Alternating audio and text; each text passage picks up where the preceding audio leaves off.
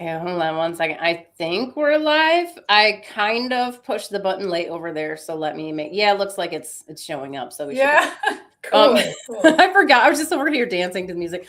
Welcome everyone to the very first new moon special of 2026. You have stumbled upon Sidereal Astrology, Myth, Magic, Mysteries, and more. We are live every Wednesday at 11 a.m. Eastern to 1 p.m. Eastern. And today we have a fantastic show for you. We're going to change your life, okay? It's definitely going to be something that you want to stick around for. Be sure to like, share, subscribe. We have a ton of upcoming events, you guys. All the registration links are in the video description. This month, I got to send out another email. Nick, you're probably going to have to remind me.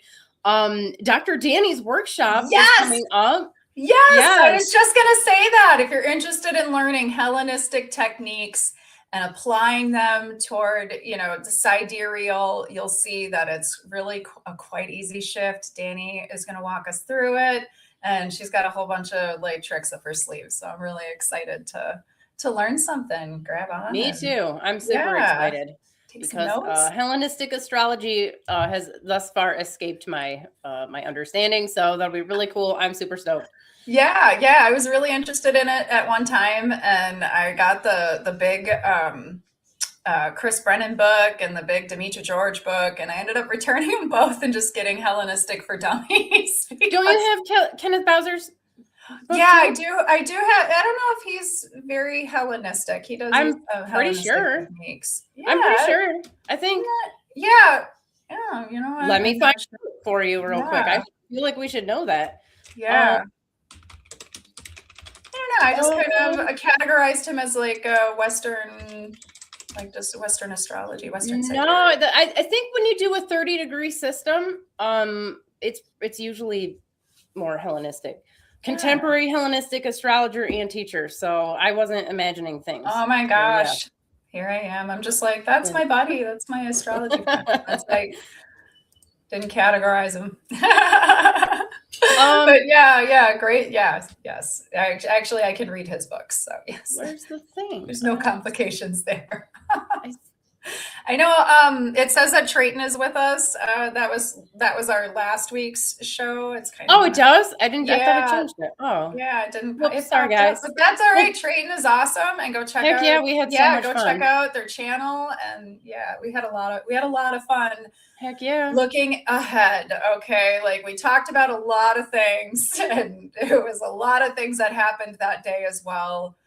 It was actually a pretty eventful day last week, Wednesday. So it's, at least here in the States, I know I've been watching very minimally the news. And it seems like there is a lot of stuff going on all over, even in Iran. Iran's got some stuff going on. It's not, I'm just happy because I'm not happy, but I'm it's not just the United States, okay? It's I'm tired of turning on the news and it's just look at what their leader did now. And I'm oh my God.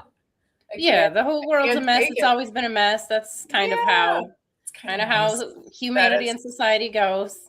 That we're not zeroed out this time with a big, I don't know, big old United States. Look what they did now, guys. I know. Well, we have more of that coming. We definitely have more of that coming. I know. It's embarrassing. It is. I mean, it always has been, but it's for sure embarrassing this time. Speaking of, it looks like, so I don't know what time zone I have this on right now, but sometime between the 18th and the 19th is the new moon. Actually, let me change my time. I usually do Giza. Let's see here. Yeah. No, it doesn't want to come up for me. Reset location. There we go. All right. So now I should have the a better concept of time over here. It looks like it's happening on the still 18, right between the 18th and the 19th. Also happens to be right between. I didn't know what to put. Is the new moon in Sagittarius and Capricorn? It's probably going to be predominantly Capricorn energy, just with everything already shifting into the new sign. But I mean, we're still getting both sides of it. Yeah. So I know that Mercury. I know that Mercury-Mars conjunction last October, right around the Charlie Kirk neutralization, was definitely there in Libra, definitely had a negative impact on the tribe, on society. That was, I mean, in the short term, who knows what the long term, maybe some good will come from it, hopefully. But we still have Mercury and Mars. I don't know why I want to call it Mercury, like Benifer. Still pretty close to. So you guys can't really tell, but back here, I don't know if the other one will show it. So originally hold on. Let me switch over. Let me show you what I'm talking about here. So Sagittarius originally had a scorpion's tail. It wasn't this pathetic looking, I don't think. This was a tiny, just not looking too good. I know. So look at a little, needs a little Cialis, I think. But let me check this one over here. This one's a little bit better. Still not great, you guys. Not a great depiction. In all likelihood, this pitiful little scorpion tail probably reached all the way up back to his head. We have depictions that show this, so I'm not sure. I never noticed that. I am so glad you pointed that out. I never. Yeah, it's a little pitiful. But here, let me go back to the other one. Hold on, where's the normal one here? Modern, yes. All right, so really it would have been wait, we're already back a couple days. See where these capes are? The cape is here for a reason, because these stars represent like this big circular thing that would have wrapped up around here, and that would have been his scorpion's tail. So you can see from the actual scorpion over here in Scorpio, it's not a teeny little, little thing that sticks out the back. It's a giant part of its body, and the same would have been true for Sagittarius. So the scorpion tail in particular was associated with the weapons of Ninurta. They are definitely related to war and conflict. So is Mercury and Mars as transit through this part of the sky helping anybody out? Probably not. It's definitely, I would say it's probably not, right? Well, when this cycle began, it began like near the galactic center, didn't it? Isn't that when we had our first, the last new moon was there, and it was square Saturn and Neptune. We had some challenging energy to begin with. And I mean, I remember specifically you saying we have Venus and Mars conjunct two warlike planets in warlike constellations that access Gemini and Sagittarius are just warlike. We know that. So it's yeah, you nailed it. So good times. Good times, right? And that's what's exactly been happening as this lunar cycle has been unfolding. I've had people flip out on me, completely lose their shit. I've done the same. It was like this messy closing of a past cycle, and like this like intense beginning of something new that you just don't have you don't have a compass for. So it's been a little wild, I think. Just as a feely type person, I've been feeling it. It's been kind of intense. Well, and that's the thing. So how we can, when you look at the entire planet and all 8 to 9 billion people, we have to kind of take a different approach, because we don't know how everything affects different cultures and countries a little bit differently. This type of warlike energy, though, can be a really good thing in your individual life. It can give you, it can kind of give you the determination to put your foot down, draw some borders, tackle some projects, some things that you've been putting off. It gives you that extra boost of aggression to handle your business, which Sagittarius is all about, handling the business. Yeah, absolutely. So it hopefully is manifesting in people's individual lives a little bit better than it actually shows up here in society, in the world at large. But definitely on a larger scale, not great. It's interesting in Babylon in particular.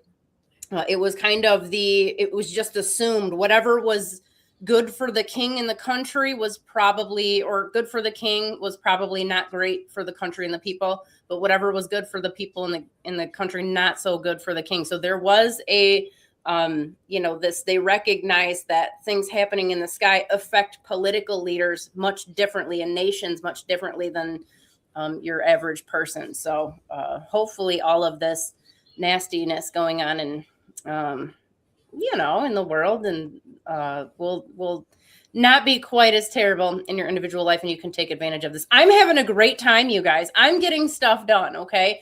This book, the Sumerian language book is coming along. It should be done hopefully in the next couple of months. I mean, the final editing is in place and stuff. So this has been an ongoing project for me for years. So it's nice to be able to get that done. I know from an organizational standpoint, the ISAA is like killing it. We're bringing new people on. We are about to take a giant step forward, which is exciting. But this is a great time and a great energy for, again, getting stuff done. But Nikki, I'm curious, what do you think? So this is the new moon here. Looks like everything, I think, as you mentioned, is right there, pretty close to Pluto. Pluto's right there, isn't it? Hold on, let me check. Pluto is right there. All right, yeah. So everything's up right inside there. So what do you got for us this month? What are you predicting, either large scale or small scale? Well, I didn't really think about it too much. You don't need to. I've been thinking about it, and I think on the positive side of things, it may be a good time to lay out the framework for legacy kind of stuff. When we're looking at Pluto and we're looking at Capricorn and Sag, like right in between there, that you have like this, all this wealth of knowledge. Sag has a lot. It doesn't start out with a lot of wisdom, but there's a lot of like logic. There's a lot of like mental structure that lives in Sag, and I think we need to give it like a little bit of like props for that. Sag is a lot like Gemini, where it's a really good. It can figure the shit out. It can read the room. And then you got Capricorn, which is about like loyalty and respect and building on the future and, building on those types of things. Pluto doesn't always, I don't think Pluto is always a negative, player in the game. Transformational. Yeah. But this one, I don't know. This one's kind of difficult for me too, because we've got a hard aspect from Eris, and we were talking about Eris in our group chat. We have a members group chat where we can talk about and ask questions. And I was talking about the bubonic plague. I was talking about like what kicks that off, like what are we seeing when we have these pandemics? And one of the common factors was hard aspect between Eris and Pluto. And we have that Eris hard aspect to this new moon, and Jupiter too. So it's got a little bit of a chaotic theme to it this month. And I think we're going to continue to see things unfold in a way that's just like WTF. I mean, that's where I'm seeing it. I haven't gotten a chance to actually watch it unfold and look at, because usually I'll look to see where, we're going to have our full moon at. And then I can kind of understand like how this is all going to unpack itself. I think our next full moon is going to be, oh my God, this cycle's full moon. Let me take a look actually. I'm bring it up. Look, hold on. Yeah. I don't, is it February 1st? I don't know. I had to look and see what day it was for the. It is. It'll be February 1st for the full moon. Wow, February 1st or 2nd, like right in between there. Yeah. It's going to be right there between Cancer and Leo. Yeah. Yeah. Oof. That's a lot of Cancer is like, Cancer likes to hold on to things, and Leo can be a little on the dramatic side. So, it's definitely a transformational month, you guys. There's definitely a lot of things going on. I want to lean into the optimistic part of it. Yeah, let's do that today. I want to lean, because I've been into the darkness a lot, and it's been that way for a while. And you watch the news, you turn it on, you're like, wow, is anything ever going to be good again? Well, you got to stop watching the news. I mean, I don't, but I do. I turn on like the Euro news, and because I'm like, that's not any better. No, it's not, because they just talk about us, and I'm like, oh my God, like whole Greenland thing. I'm like, oh my God, what are we That's doing? That's gonna happen. I'll be shocked if it doesn't happen. Okay. And it's gross. But there we are. Yeah. Yeah. So this month in particular, Nikki, what are you thinking? Just if you could sum it up, what do you think? Just transformation? Chaotic transformation. I do. You're going to experience some type of transformation. It's got to be like you got the whole group there. You know, we got a whole like team meeting happening. Yeah. Pluto. And I just think it's going to get emotional. It's going to get really high. I think we're going to see some high emotions. I think we're going to end up, people are going to end up feeling the pinch. Like something is going to have to be done. And do you think this is in individual lives as well as like societally? I think it could reflect both ways. Yeah. Okay. I think a lot of people are wrapping up old cycles. They're wrapping up old things, whether it's like physically or mentally. Because I mean, there could be way that you're like, you know what, I'm not going for these types of jobs anymore. I'm not gonna live this way anymore. I'm not going to practice this routine anymore. There's a lot of little ways that, you know, this can change your life personally. I mean, just because it's Pluto, it doesn't mean like big explosions. Like I'm breaking up with I'm breaking up my entire family. Or I'm just like, you know, doing the killing spree ending, you know, it's not like that. You know, it could be though, but let's talk about how dynamic Pluto is. You know, Pluto is pretty damn dynamic. I mean, it is a dwarf? No, it's not even a dwarf planet. It got demoted. I think it counts as a dwarf planet. Is it a dwarf planet? It's a binary planet, though. I mean, Chiron and Pluto are kind of together. They're considered binary, and actually, yeah, that's what I was reading. That's why Eris is known for chaos, because when they discovered Eris, it reclassified Pluto. And it caused all this drama and chaos. And I feel like it can just still be a planet. I think they're just. I think it's awesome. You're not going to get rid of Pluto I don't think anybody. Yeah, I don't think that's going to happen. But I mean, it shows you that Pluto can fluctuate between extremes. You know, and we've seen that it can be extreme polarities with Pluto. And I think we're witnessing it. You know, we already have Pluto moving in Capricorn, not in Aquarius. Not even a little bit. Not even a little bit. And we're seeing the complete corruption and exposure of what's happening worldwide and worldwide government. And this is historical. This is like a really big deal. And I can't understand how, you know, mainstream astrology is blaming Aries for all of this. They're like, it's a warlike constellation. Saturn and Neptune are there now, apparently, and they're not. And that's why we're dealing with all of this war. And that's just like the biggest cop-out I've ever seen in my life. Like, that's just it. First of all, it's not real. That's not where they are. And second of all, we need to look at other things that cause war, chaos, disruption. Yeah, definitely. It's not just Aries, okay? I don't know that it's any Aries. I don't think Aries does any of that, to be honest. I don't know. I've got some Aries placements, and I've found Aries to be more childlike.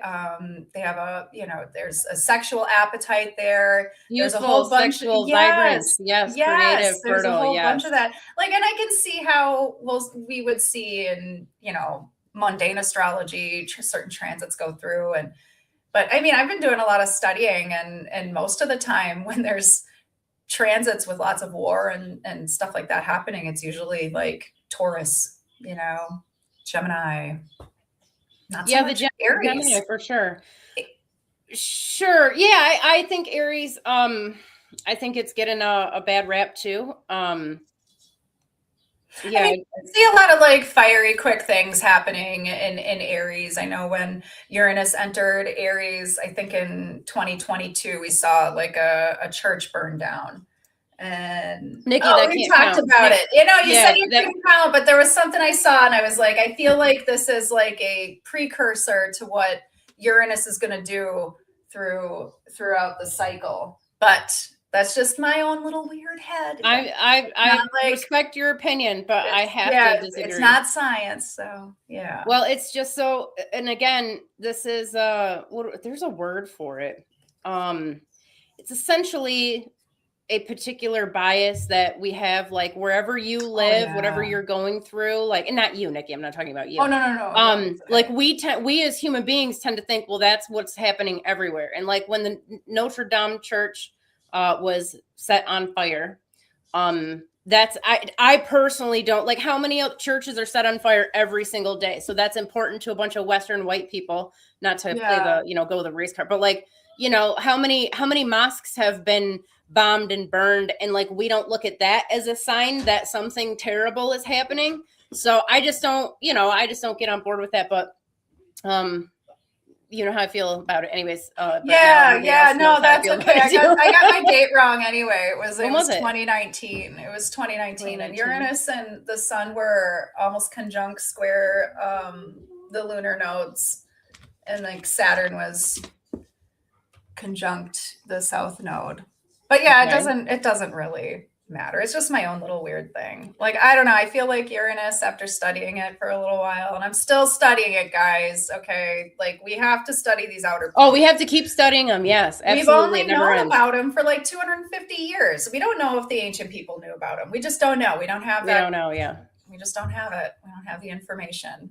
If somebody does, please fill me in, send me an email. I am curious though. So I don't,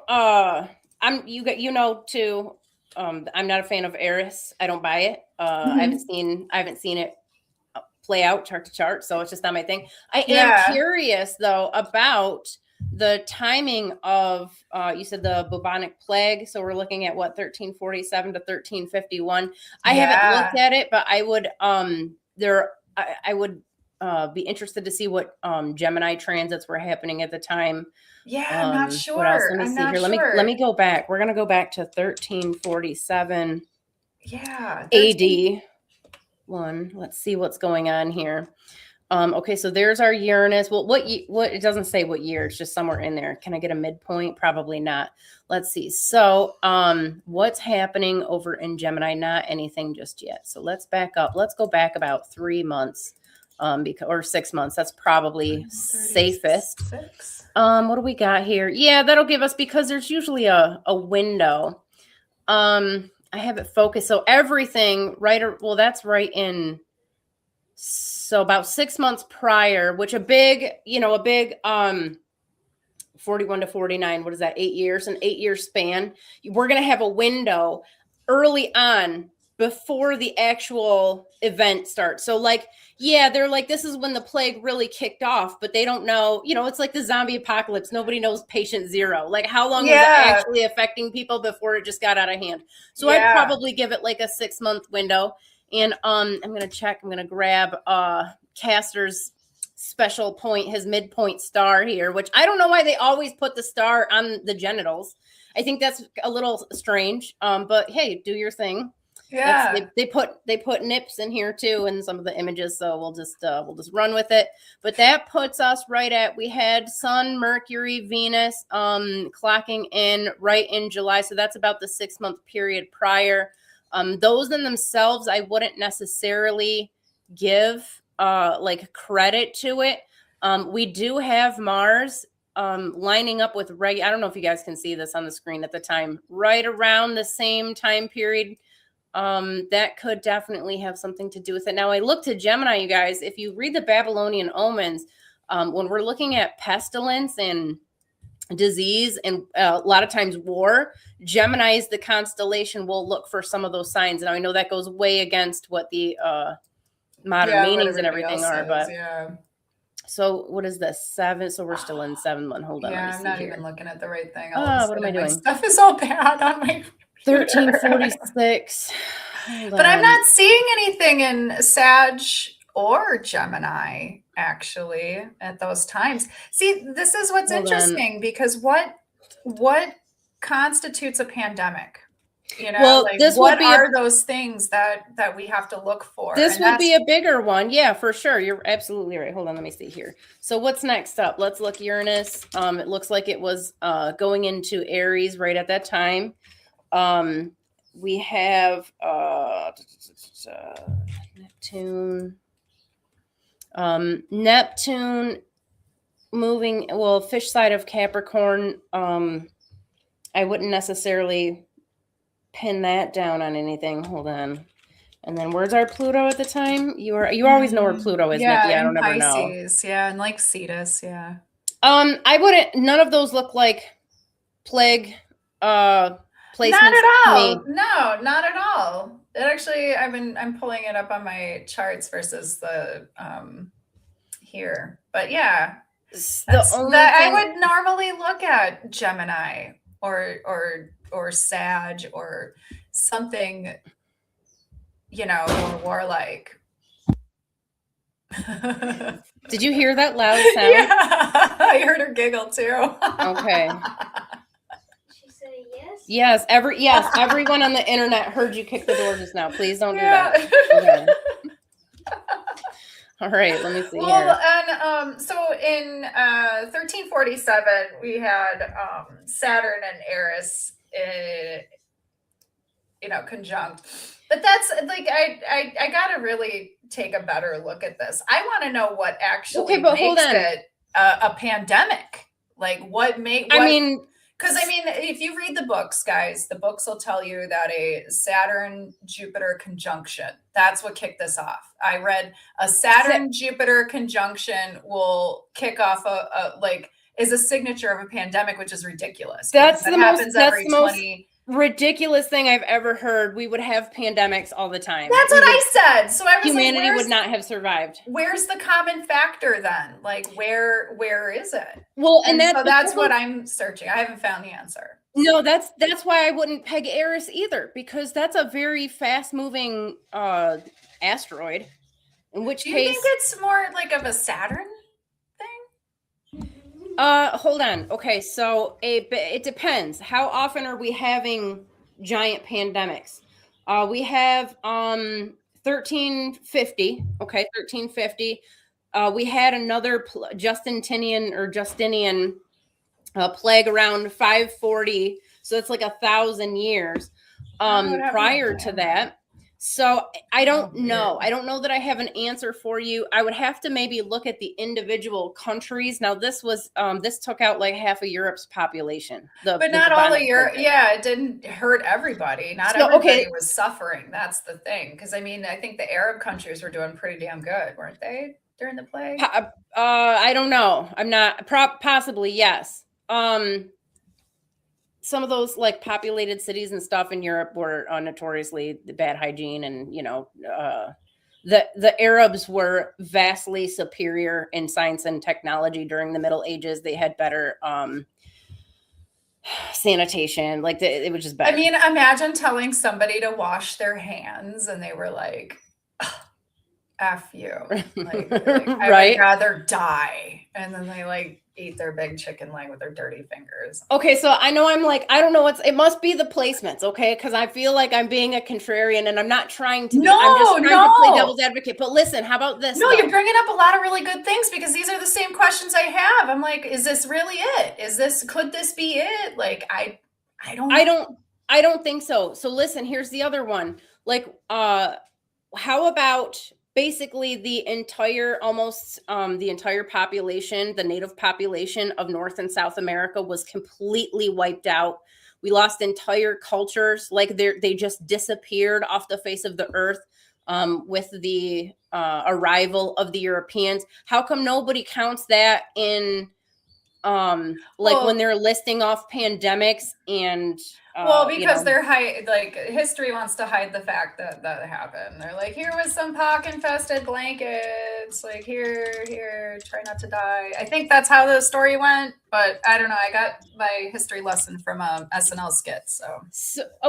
But just to throw this out there, like, has anybody, and I know the answer is already no. So this says 8 to 18 million indigenous people died in the United States. 50 to 60 plus million died across the entire Americas. Now, but this happened around 1492.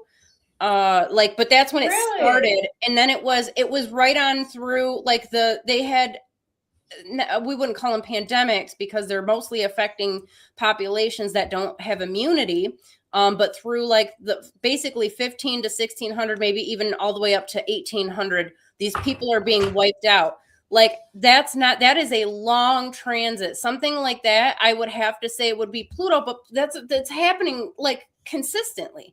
So I think for something, if we're going to look again at like when is the starting point to any of this, I'd say maybe like 15-ish hundred.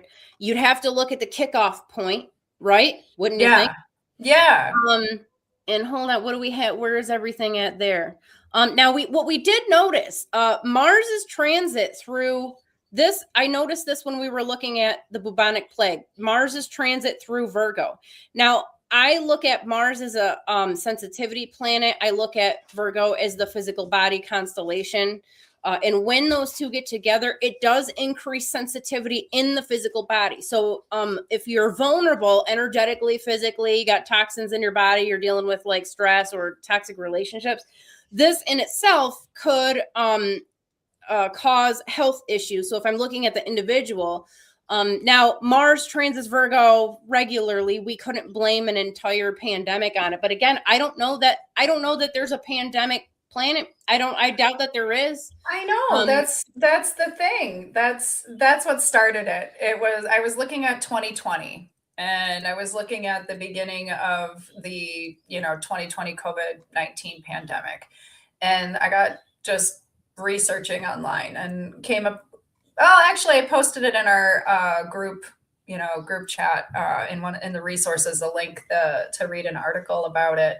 And how, at the time of the bubonic plague, that was all they knew, was that Saturn and Jupiter came together. The astrologers were like, okay, that's got to be like a signature for this.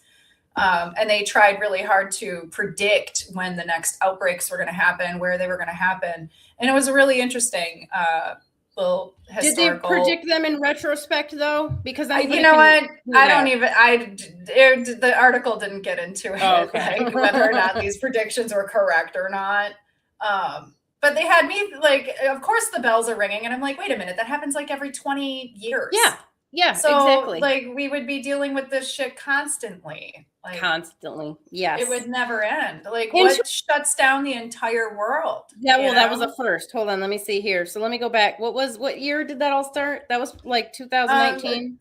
Yeah, 2019. When did it shut down in 2020 or 2019? It was 2020. It was just shut down in 2020. Most people, I have a lot of doctors who are clients, and when all this was going down, they assured me, because we had many a conversation, that it was already well into the population early into that period.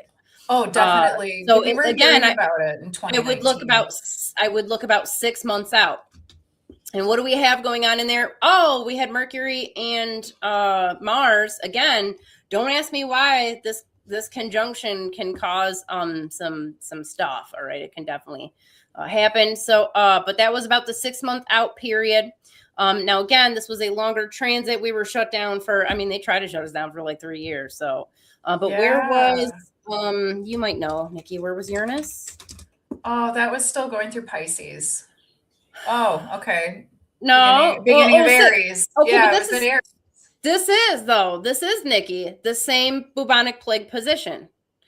Now, yeah, I don't think that this in itself would do it. But if Uranus is hitting this part and we have these other placements, that could definitely do it. Now, this one I do think is more related to Saturn than Uranus. Hold on, let me see Saturn. And the reason why is because Saturn is much more related to, at least in the Mesopotamian society. And it was, let me see here. So it was in Sagittarius. That in itself isn't a bad thing. I definitely wouldn't blame that. But Maybe the Saturn-Mars conjunction at the same time, right around the beginning of 2020, is when everything kind of shut down. That's possible. Like, it's possible that could do it right at the same time Uranus is over, just entering Aries. But again, I don't. Or, why am I?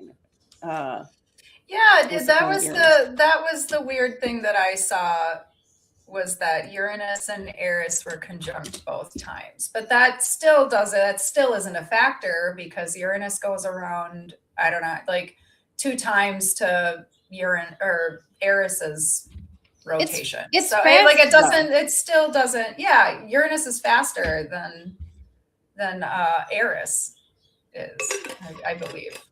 Don't quote me on that. Oh shit. Then Eris. I don't know. Will Eris come Eris up if I is search for it? really Hold on. like I takes a spelled really Eris. long time. Eris. Yeah, that's it. All right, let's see here.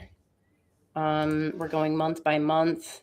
Oh yeah, she doesn't move month by month. It's like Well, yeah, a little bit. I just wanted to see, based on like compared to, what are we looking at? Uranus, Pluto. Yeah, it is pretty slow. It's very slow, because it's Yeah. like a. God, I don't know. Looks wacky. Hold on, let's go back to, what did we say? Yeah, it's got a 13.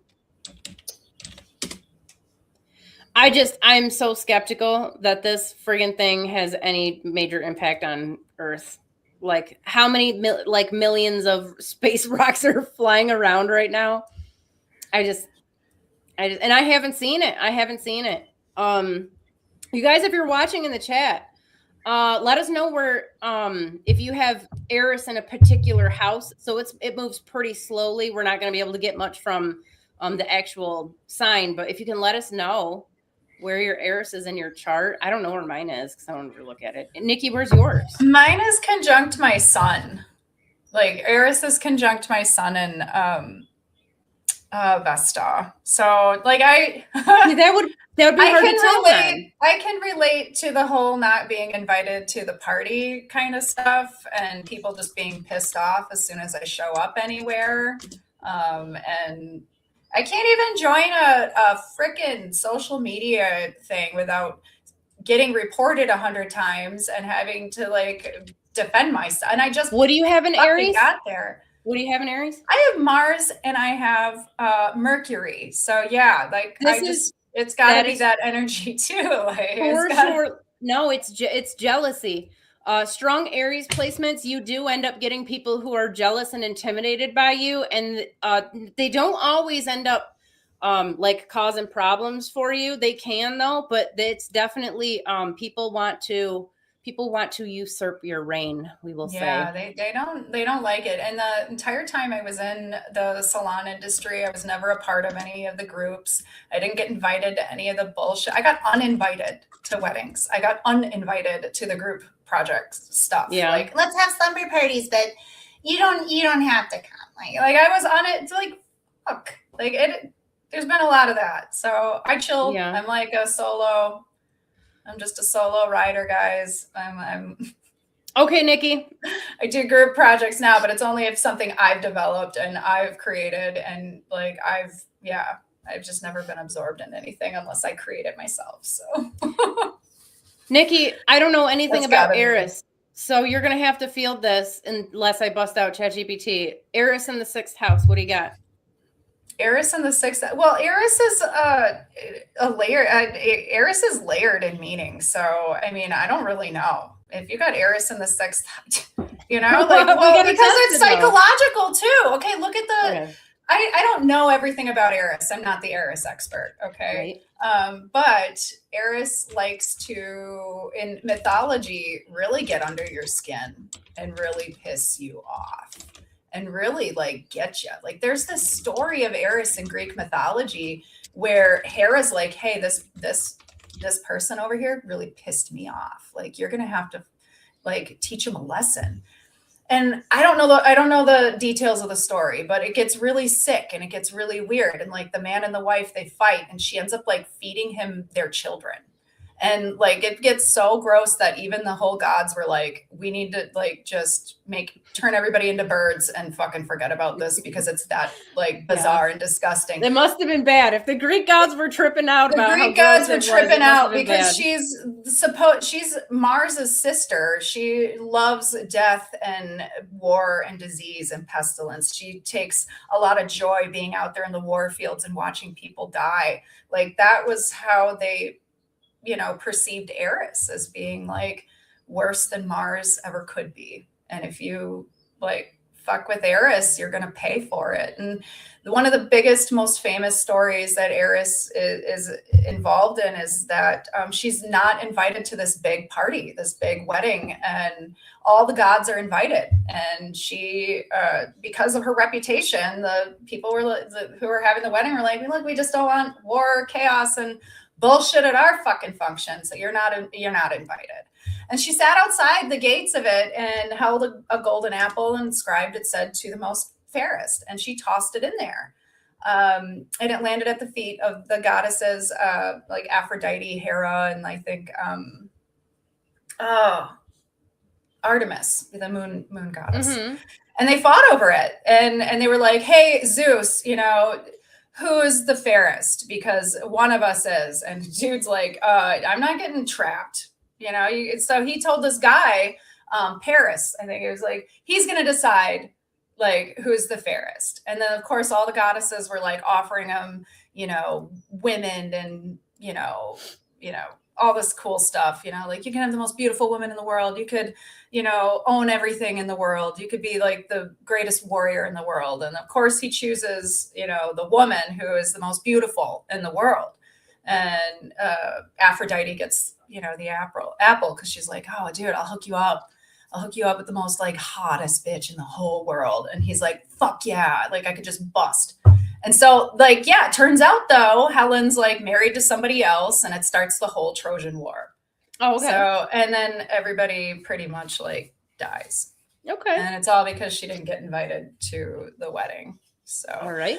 So the underlining theme is that Eris can really like get underneath the psychological layers, make you act a little out of character, a little crazy. There's the chaotic factor to it, you know, like, so Eris is still being studied and I'm interested because, you know, she's conjunct my son and I'm like, wow, I've had to deal with a lot of people who didn't want me around too. And I've been able to get like a little revenge, like, but I'm not a revenge kind of person. So I'm like, how does this track? How does this relate? So yeah, I'm still studying it, you guys. Now this is according to ChatGPT, who's pretty decent at general tropical, classical astrology. Like it's not great, but it's better. It's more than I know. So Lori, you'll have to let us know possible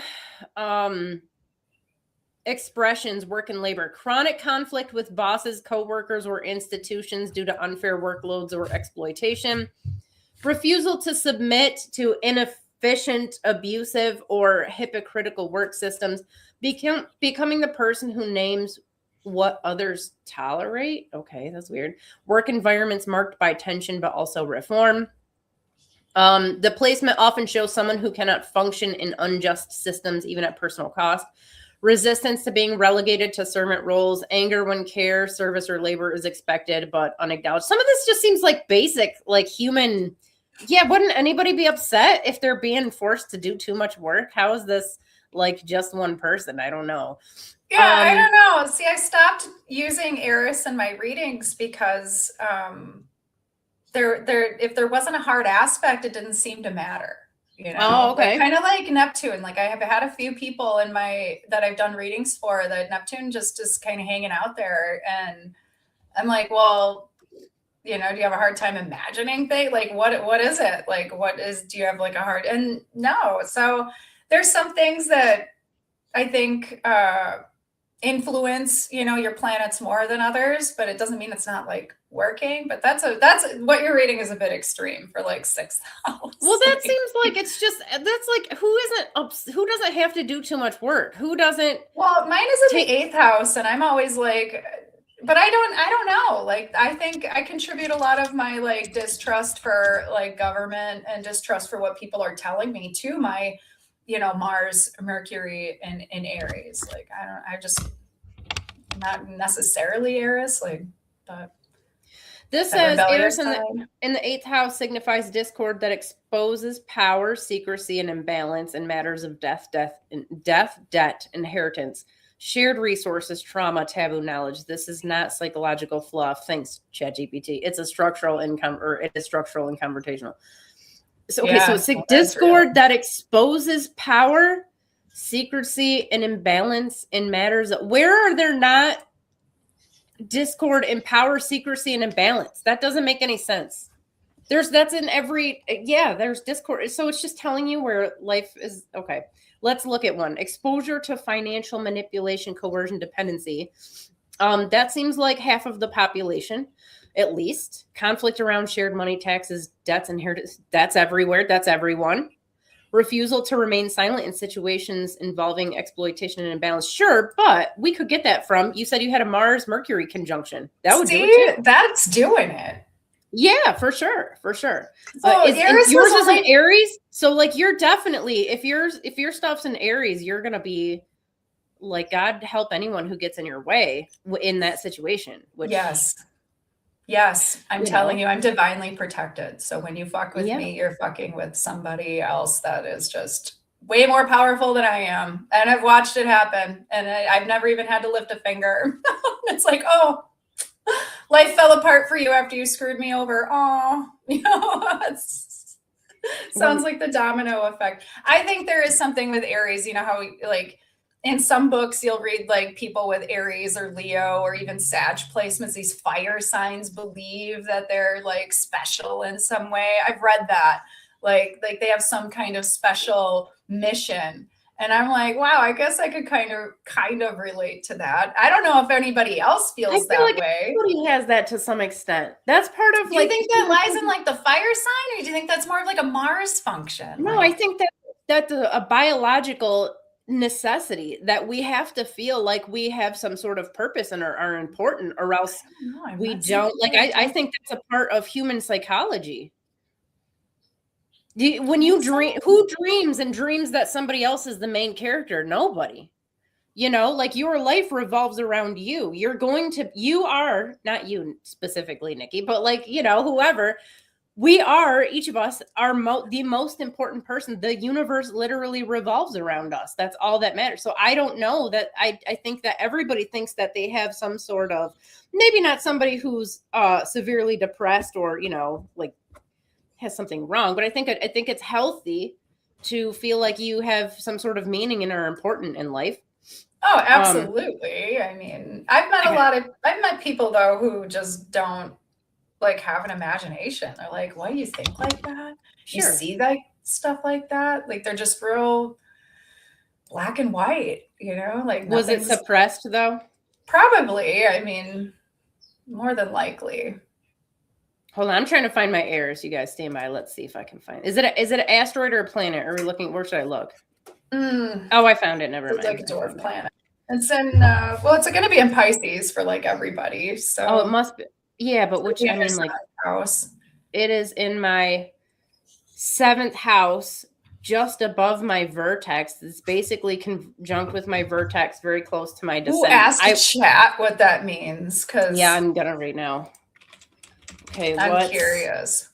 Eris in the 7th, and also it's conjunct my vertex. And I don't know how much like rebellion do we get in these planets, because we already have Uranus that's supposed to be this planet of liberation and rebellion, and then we've got Pluto that's freeing you from all of this bullshit, like I get confused too. Like, what planets do we use? What's worth using? Like, look at Chiron. I've got people who are like, you didn't read my Chiron. Yeah. Do you want to talk about what's bothering you? And then they tell you, and it has nothing to do with where Chiron is at all. Like, I admire other people who resonate with that. I just can't, no matter what I do. I'm like, I just can't do the Chiron thing. And maybe, I don't know, I was like, maybe it's me. Maybe I'm like wounded or something. Like, and that's like me ignoring my own shit. Like, I don't know. But I just don't resonate. I just don't feel that that's where your most mortal wound is. Like, I don't Yeah, get it. I haven't seen it. It hasn't worked out. Okay, so this is what it says for my 7th house Eris. It doesn't actually give me much of a. It just says what the 7th house governs, which is relationships, marriage, enemies, declared rivals, contracts, entanglements. Doesn't say anything, does it? Eris here indicates that relationships are the primary arena where injustice, exclusion, or imbalance is revealed. No. How about nope? That's not me. You do not meet neutral people. You meet catalysts. Definitely not. Definitely not even a little bit. So no. I don't know. I would feel you're like the catalyst when you meet people. Like, Yeah, probably. It's sure not these other people coming in. It says Eris on the descendant. Descendant describes who comes to you. Partners arrive as disruptors. Nope. Relationships trigger conflict that cannot be smoothed over. Nope. You attract people who challenge your boundaries, expose hypocrisy. No, none of this is true. I would be so embarrassed if I told somebody this in a reading and they're just like, nope, not even a little bit. See, we were talking about this the other day. Like, that has never happened in a reading. That has never happened. It's never come close to happening.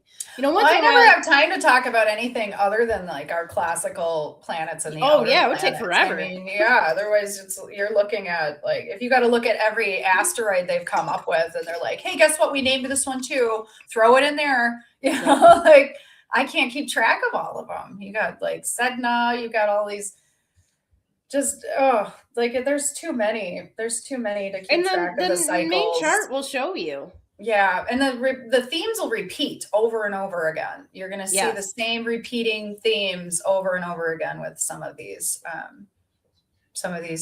planets. But it's interesting to me. It's interesting that I do see these correlations. But I'm only like seeing them because you know, God, you know what, guys? Anytime Venus goes into hard aspect with Pluto, my skin breaks out, okay? I have like the worst time. I get the creepiest guys that hit on me. Like, it's just like serial killer shit too. And I'm like, like I just, everything goes really funky weird for me every time like Venus gets in the hard aspect with Pluto.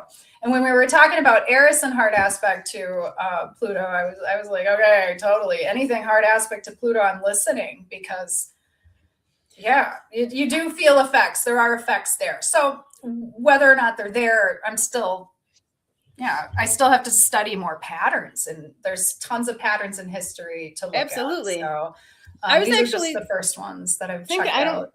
I don't know why this morning when I woke up, I was thinking about you, Nikki, and because I wasn't on the chat, because I've been busy, I've been doing editing, and I didn't realize you guys were having a whole conversation.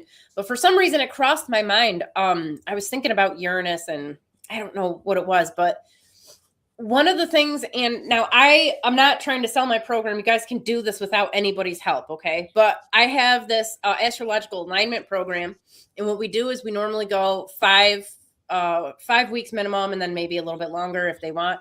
But basically, you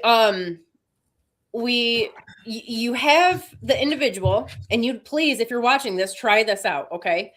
Write down the stuff that's happening to you throughout the day. Like, write everything down. When did I eat lunch? When did I go to bed? When did I, have a warm, fuzzy feeling? When did I have an epiphany? And actually track that every day for at least a week. And then go back. Now, you have to have a program, and I don't know what free programs out there that you can do this. But basically, look at your individual placements throughout the day and see when these things are being triggered. And what you will find is that certain things affect you certain ways. So I'll use Nikki as an example. All right. It could be that every time, so as the earth is moving, obviously the ascendant, descendant, the vertex is moving. It could be that every time these trigger your personal Pluto, wherever that is, and if you have other aspects of Pluto, obviously it's going to affect those too. You're getting very specific sensations. So when it comes to any planet that you're not sure what it does, the easiest way to figure out what it does is to see what's happening in your own personal life every single day. Because your life is like a clock, and you have these triggers, and you don't realize that they're not. Some of the stuff will happen like at similar times throughout the day. The moon moves is more irregular than those other points. So like the horizon, because of the seasons, those your location and the timing of your vertex and your major points, those are going to slowly shift. It won't be the exact same time every time, but the moon changes. The moon's going back and forth. It's all over the place. So, well, it's not moving backwards in the sky, but you know what I mean? It's around the ecliptic. So like when people, like we were talking, oh, that's what it was. I was thinking about the partnership thing again with Uranus. Like it is 100% there. I've seen it in like in everybody's life. Whether or not that causes rebellion. So here's another thing, like how many people deal with rebellion every single day? Like it's a daily thing. Most people have, not that there's not a rebellious aspect. I'm not discounting that. What I'm saying is, I'm mostly trying to just illustrate that you can see based on your daily events how these planets affect you personally, and everybody needs to do that. Like it is mind-blowing to be able to actually see this in motion, and you don't have to do this a day to day. So because sometimes, like obviously we have external factors that make us feel certain ways. There could be a pandemic, there could be a war.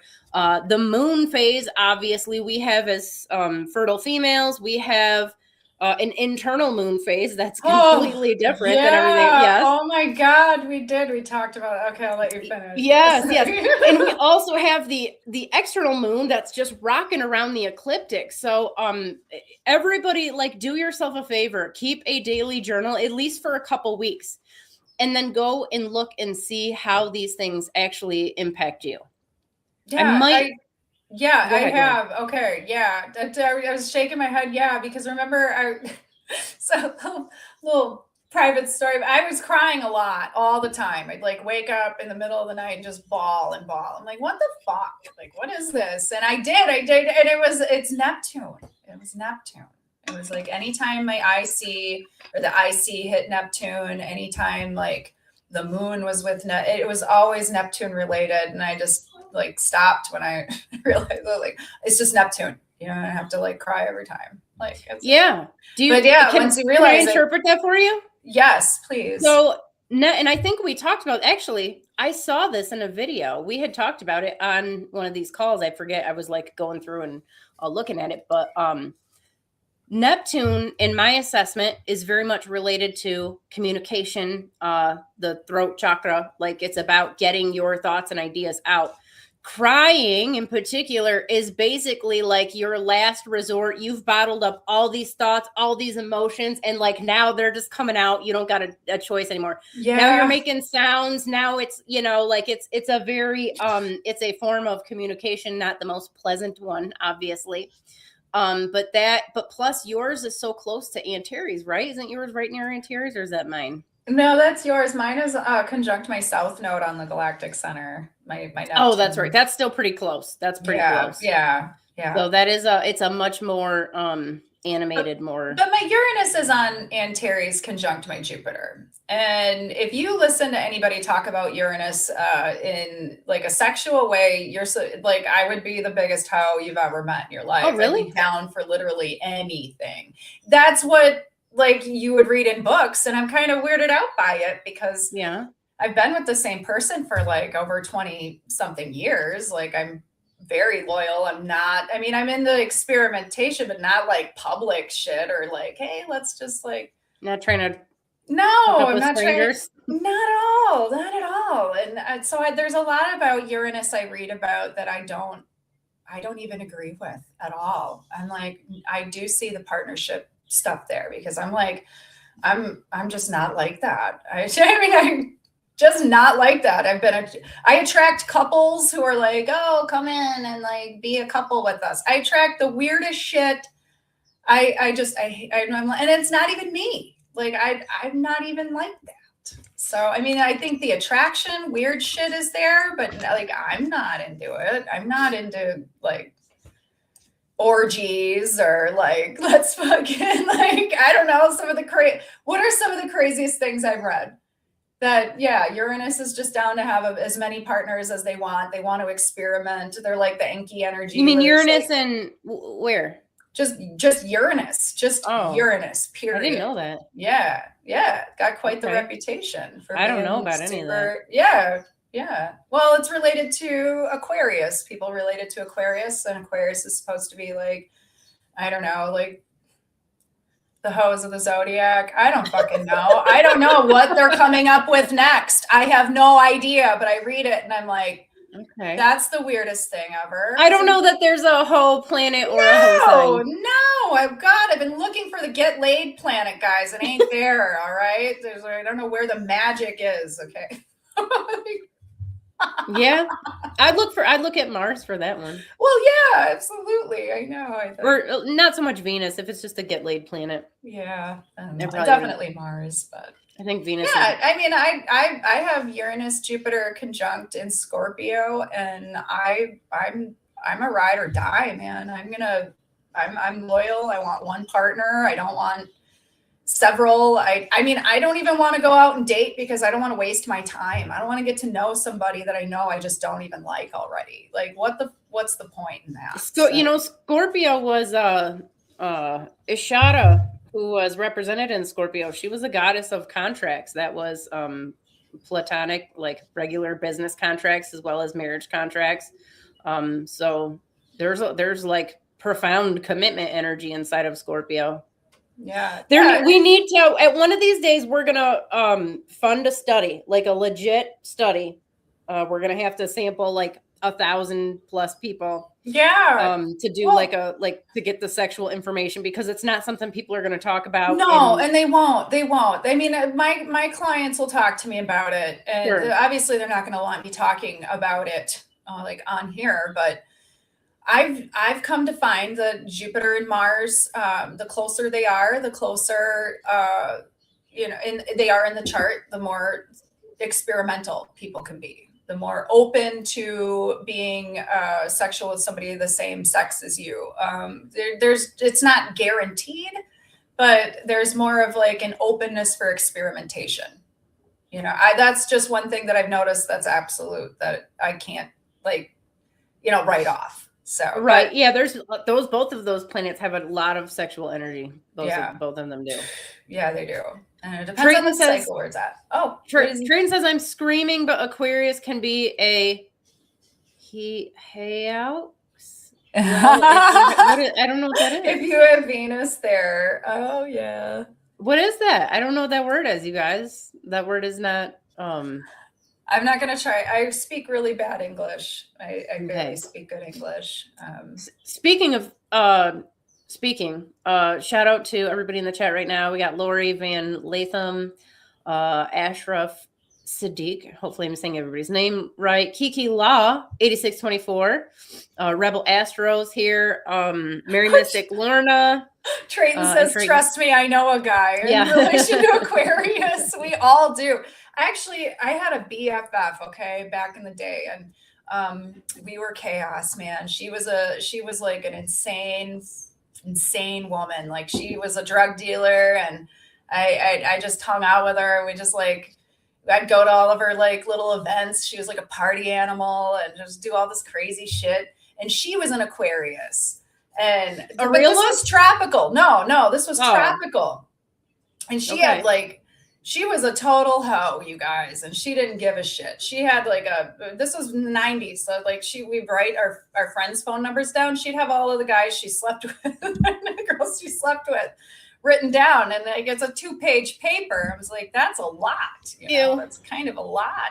Ew. But her sign was actually a Capricorn. She was in Sidereal. She was actually a Capricorn. So you can't. Yeah, I wouldn't do the sun sign for that anyways. That's such an internal thing. It's a Mars Venus thing, really, I think. Looking at the psychology, you look at like the person's childhood and past and abandonment issues, whatever. That's a whole nother conversation about what contributes to that type of coupling over and over with whoever you meet. I forget. But that, I Like- mean, most people like look at sun signs, and if you were going to accuse an Aquarius of that, like, I don't know, that was not fair. I don't think that's No, very I don't think that's fair. Yeah, I don't think that's fair at all. that's not fair at all. But Honestly, that would be my that would be the experience. when it comes to weird kinky sex stuff, you guys. First, you got to look at trauma. Because that plays a very large role. Relationships with parents, you know, this plays a really large role in how we're going to try to find love and affection. Now there are some perfectly normal, they've had no trauma, they're very healthy, good relationships with everybody, and like they're you know into whatever they're into. That's a much better test subject, I would imagine. Yeah. Well, we're gonna do. I mean, we're planning it. We just got a lot of other things on the on the schedule, but we want to do like a sextrology. But we'd like to make it a little bit like I'd like to get in deep. Like I want to know why people dress up and wear diapers when they get home and make their spouse take care of them like a baby. You know, like why I gotta get the birth info for that couple. Okay, I saw it on TV, and I'm just gonna go out on a limb and say that there's probably not a placement in the sky that makes you want to wear diapers. You don't think so? You don't think I don't think kind of I want to be the baby, like maybe like a little Leo or a little like no, I don't think so, Leo Nikki. Cancer I'm just stuff. gonna guess here. I'm yeah, gonna guess. You don't think so? Oh, I cool. know a lot of What about the couples that like to defecate on each other? I've met them, and I'm like, oh, stay the fuck away from me. So here's the thing. Like, again, I think we would have to generally look at sexual energy in a chart, and then I don't think you can get that specific with it. Same reason I just don't think that I don't think there's a car accident planet. I don't think there's a divorce planet. I don't think there's a marriage planet. Like, I think it's a combination of things. So again, I think that a legit study is going to be the only way we're going to really be able to pin anything down. I mean, we could do basic polls in the meantime. I think that would be fine. But I'm telling you right now, nobody's going to admit to. Well, no. I mean, obviously, this is shit I've seen on TV. Well, I've had people tell me things, and I'm obviously not going to out them. Of course. Things we'll never unhear. Yes. Yes, that's a lot of Antares. Actually, the moon is with Antares today, so it's kind of funny. We would be talking about some of this deeper, more intimate, more personal stuff. Yeah. I do.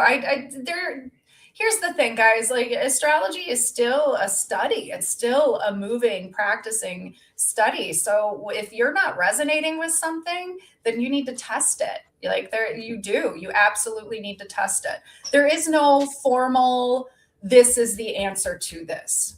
This is what it is because this placement's here and there. There are influences, and like Abby said, you have your upbringing. You can have how many millions of people born on the same day? Are all of them, going to be serial killers or look at twins, hypersexual? A lot of times you get twins who are only 5-10 minutes apart and are completely different people. Yeah, so, and they can't stand each other. Yeah. I used to hang out with some twins, and they would beat the shit out of each other. It was so fun to watch. They were horrible, but I loved it. So yeah, it made me happy I didn't have a twin. Yeah, after hanging out with them. That was before I knew anything about astrology. But you're right. Yeah, two totally different people. I know. I only know of them for a few years ago. Like one was in and out of jail, the other one disappeared. I have no idea what happened to that one. So that was it. But twins are insane. You're never gonna get the same person. I don't know. Those twins that are really weird though, that have to have like the same husband. Like some of them have to have like the same everything, and they like operate as like one. Oh, that's interesting. Do you think that's like a soul split thing? Oh, it could be. Yeah, it could be for sure.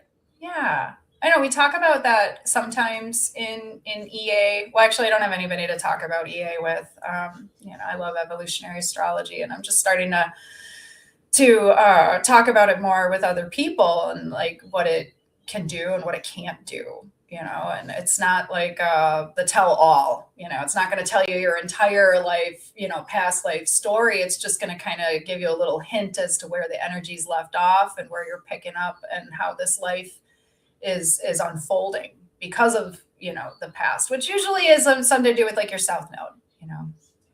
But yeah. I mean, we're all trying to figure our shit out, guys. We're all trying to like, figure forever it out. Yeah. But you know what, you're right. Going back to like Eris, going back to Uranus, you know, I don't really I know the basics. I know like the very, very basics of what they do, and studying Uranus throughout history. It's not always wild, you know, it's not always a wild ride. It's not always related to tech either. You know what I mean? Yeah, for sure. I definitely know. Well, yeah, I know, you know, and I love that you bring that up. You're like, hey, actually, I'm looking at something else. Let's just stop parroting what everybody else is saying. Let's look at it. Well, right now, Tropical saying Uranus moved into Gemini, and that's where all this AI stuff is coming from, and like totally ignoring the fact that Uranus is still in the very beginning of Taurus.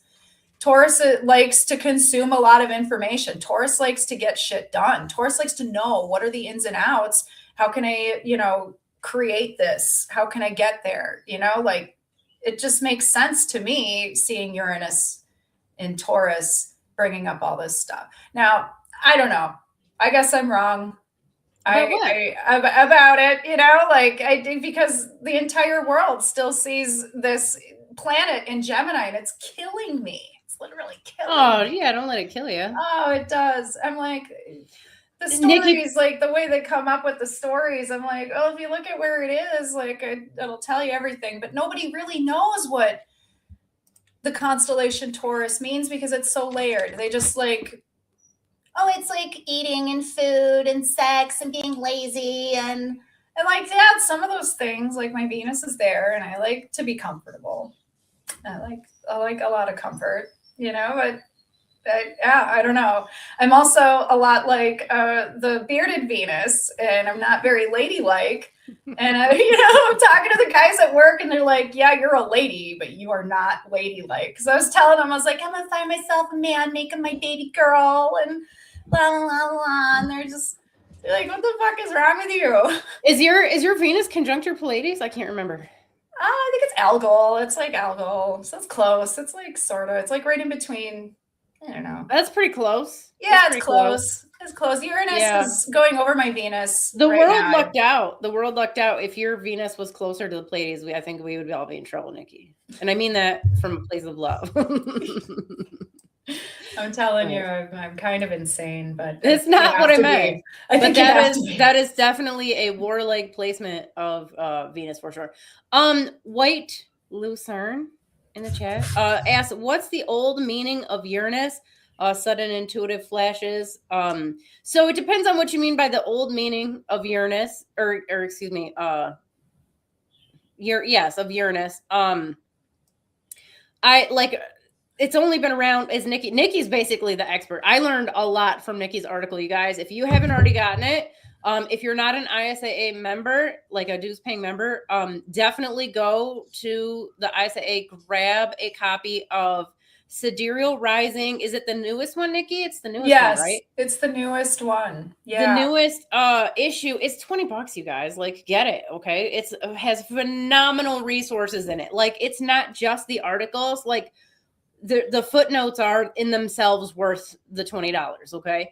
But go and grab it.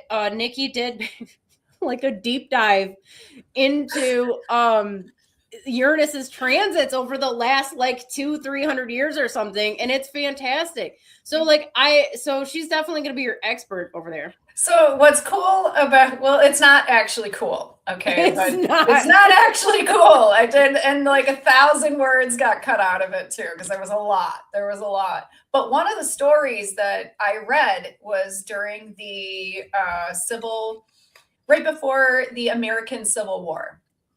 It was okay. So it wasn't the, Revolutionary War. It was the Civil War. And there was this guy who was like, you know what? I am going to like free the slaves. We're going to go rob the Federal Reserve. We're going to go get all the guns. And we're going to. That was John Brown, right? Yeah, it was something like that. Yeah. Nikki, listen, you totally taught me something. I just saw it, like, before the show. I was like flipping through shorts, and it was the scene from this movie. And it's this guy, he's dressing like his, you know, his outfit or whatever, and he's like defending this the colored lady, as they called her, you know, and like telling her to like move or whatever. He's like, this is my daughter. And they're like starting a bunch of like problems with him or whatever. And this one guy's like, dude, don't mess with him. Like, you don't know who that is. That's John Brown. I'm like, oh my God, that's the guy Nikki was writing about it. I think that's it, because that's his name. He got a whole bunch of people together and he's like, let's go rock this shit. And it was like 21 dudes. They were mercenaries. They came, they showed up, they took the fort, and they were able to get like control of it, but there were too many other factors, and it ended up turning into a one of those like long-standing standoff things. It lasted a couple days, and then they got him. They got the guy and they hung him. Well, then the North was like, you just murdered one of our dudes. That was one of our guys, and they made songs about him. They had all this shit happening, and Uranus was going through Taurus at this time. Now, Uranus is going through Taurus at this time, and we are seeing the same things happening now. We have like weird martyr stories happening where people are like, hey, you know, in the United States, you just murdered a US citizen right in front of everybody and told us that didn't really happen. This is kind of resonating almost the same type of story where now we're, you know, this could trigger some type of uprising, you know, I mean, who knows? I mean, the stories and the patterns, they repeat themselves, the names change, people change. But the same things are sort of happening, which is really creepy and really weird. You know, when you see the patterns, you're like, okay, so every time Uranus goes through Taurus, I mean, it just flips the table. It just flips the table on resources and it did. You got the 1776. You got the American Revolution too. Yeah. The American Revolution. And we're coming up next year on Uranus's return for the U.S. chart. So if you think this year is going to be wild, next year may just blow the top off. I mean, we don't really know. We'll see. I'm surprised. I'm shocked every day. Every day I'm like, oh, something new. Oh, wow. Like, holy didn't think it could get worse. Like, what's going on? But Uranus doesn't necessarily always act like that. Okay. Like, no, there's other stuff in play. There's other factors. Like, I have Uranus over my natal Venus right now, and I dreaded it. When you read all the books, they're just like, oh, you're just gonna go wild, you know? And I'm like, oh, you know, losing control. No, I haven't had that at all. I haven't experienced that at all. What I've experienced is that I've gotten actually a lot more in touch with my Venus side, my girly girl side. Like, I got my whole apartment decorated in like pink. I was like, everything's fucking pink, fluffy. You go Hello Kitty pink? Yeah, sort of. Yeah, I got like everything pale pink, and like even I got my cat a fluffy little like bed that's pink. Like my chair's pink. Like, you guys, I'm all about the super duper uber gooey girly girl core stuff, which I've always been more kind of masculine. I've always been more like a guy, I guess. Venus wearing the beard, yeah. So I'm softening up a little bit, and I think I'm contributing that to the Uranus contact with my Venus. I mean, kind of settling down. I'm thinking a lot more about partnerships. I'm thinking a lot more about like other people and what's going on and how I can show up, you know, in a way that isn't going to drain my energy. And, you know, kind of refreshing my heart space too. You know, there's like personal stuff there. But yeah, I'm not experiencing it as like, oh, you know, Uranus is here, so that means I have to go have like 1 million partners and that's crazy. Shave my head and just start doing everything so bizarre. Your Venus sits over, it's every couple of years. Like, I don't understand these outrageous claims people make. You know, there are some people, they get up, they go to work, they work 40 hours a week, they come home, they watch the same TV shows, they eat the same food. Like, they're having the same transits, and they're not just, you know, shaving their head and banging the neighbors. So I don't understand how they can, like, you can make claims like that. And then, like, it's just like that one person who said that Pluto and the sun were going to be conjunct for the last time in like 200 years or whatever. Like, do you hear yourself? Do you understand statistics? Like, how often does this stuff happen? It happens a lot. You know, Jupiter. Yeah, sorry. Yeah, I remember that. And I was like, why am I not making videos? Like, yeah. I should be making. Trish says, oh, Trish, you were laughing. I thought you had your Uranus on your natal Venus. That sounds dirty. Okay. Yeah, Trish. Yeah. No, but my point is I don't think Uranus isn't like this chaos indicator, okay? It isn't like it can be a catalyst, it can act like a trigger, but it's so slow moving that it's just worth looking at. It's worth It's studying. for sure. They all are, yeah. I think what Uranus does is it cracks you open a little bit enough to help you understand that maybe you do need to try new things, maybe you need to explore. But to like an extreme, I'm not so sure. I mean, there is a lot of equality that Uranus looks for. And there is that humanity aspect. And I do see that, especially when you look at it moving through Taurus every single time, like humanity changes. Like we're confronted with, like a whole bunch of heavy stuff. Like who's worth who's worth it? Like what's worth it? And what type of power are we going to give away? It's just really weird. Like power to the people. Like, I don't know, like seeing that go through there, we know that every single time the United States changes. The last time it was going through there, it was like 1939 or 1940 through 1949, which was like not even the beginning of the Second World War, because I think that started in 38. But it completely changed the United States. You bring up an excellent point, and I don't think you meant to, but what's going on in the United States' natal chart that makes Taurus so much more significant than some of these other placements, if anything. Hold on, let me see. I have to bring it up. I might have to switch it out. What do I got? Oh, I got a Fagan Bradley here. Hold on. I'll use that one. Taurus, Uranus in Taurus. Well, that could do it too. That could be every single time it's getting its return. Obviously, that would make it more significant. It also has its Mars, but Mars is pretty cuspy. Its descendant, the United States' descendant, is also conjunct with Uranus. So Uranus in Taurus. So Uranus in Taurus for the United States in particular is going to be extremely important. So then when you look at the individual charts of some of the other countries and maybe they're not having as much impact, like Uranus and Taurus doesn't matter as much, like that could make a difference too. Yeah, we didn't get involved in World War II at all until we got bombed. We were like, you guys, look, we're still like recovering from, financially from, the stock market blowing up. I mean, there was just so much financial shit that happened that we were getting dragged through the mud, the United States.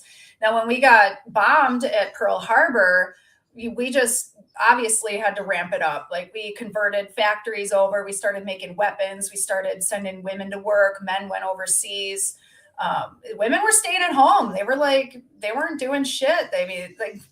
Now they were doing lots of stuff. They were actually doing lots of stuff, but they weren't doing the man stuff. They weren't going to work and doing all that shit. It never went back. Well, I guess it did a little bit in the 50s, a little bit. Yeah, everybody got to vacuum, their house and eat Quaaludes. Yeah. Or was that the 60s and 70s? No, it was the 50s. Yeah, that sounds nice. Sounds really nice. Just vacuuming in your making Jello molds and tripping on acid and just like eating that stuff. It's not going back for a long time. It's not going back. Yeah, we have been.